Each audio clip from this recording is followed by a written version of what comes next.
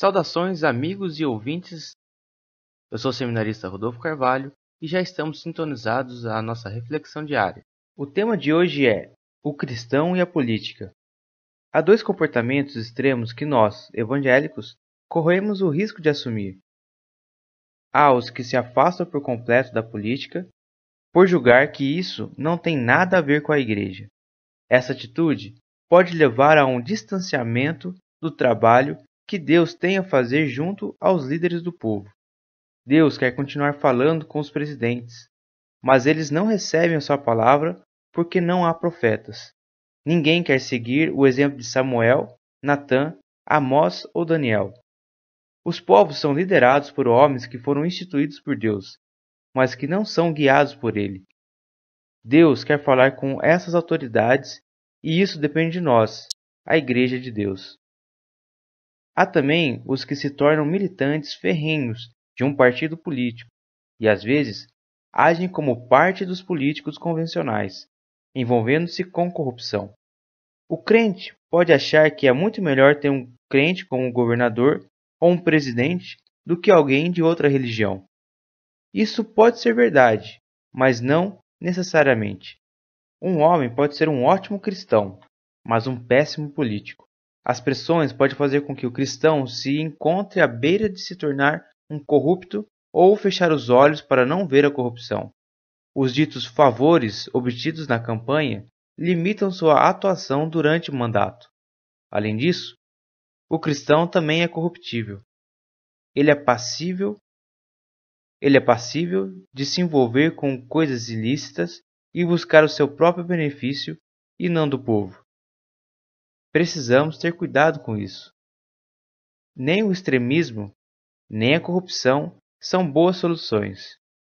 Em 1 Timóteo, capítulo 2, versos 1 a 2 diz assim: Antes de tudo, pois, exorto que se use a prática de súplicas e orações, intercessões, ações de graças em favor de todos os homens, em favor dos reis e de todos os que se acham investidos de autoridade, para que vivamos vida tranquila e mansa, com toda piedade e respeito.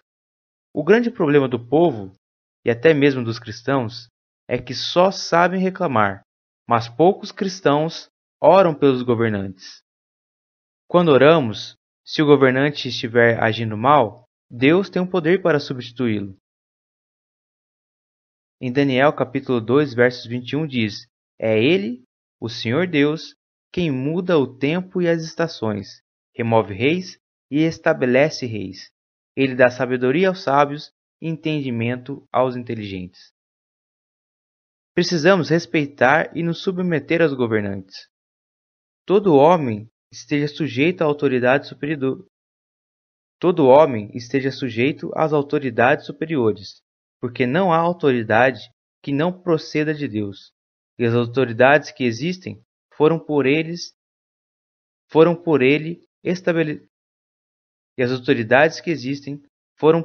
instituídas, de modo que aquele que se opõe à autoridade resiste à ordenação de Deus, e os que resistem trarão sobre si mesmos condenação. Este texto se encontra em Romanos capítulo 13, verso 1 a 2. Ficar falando mal dos políticos, além de ser pecado e ser uma resistência ao Senhor, não ajuda em nada. Devemos, com todo respeito, exigir atitudes corretas dos nossos governantes, sem, no entanto, desrespeitá-los ou demonstrar rebeldia. Precisamos ter atitudes concretas. Muitas vezes ficamos somente reclamando da situação e não aproveitamos as oportunidades para fazer algo em benefício da nossa sociedade. Se cada um fizer a sua parte, teremos um Brasil bem melhor. Deus é o dono de toda a terra. Os líderes são instituídos por ele, para liderar o povo pelos seus princípios. A igreja é o agente profético de Deus, para que esses líderes continuem sabendo qual é a vontade de Deus para eles. Hoje eu li um trecho da revista O Desafio do Mundo Pós-Moderno, da editora Cristã Evangélica.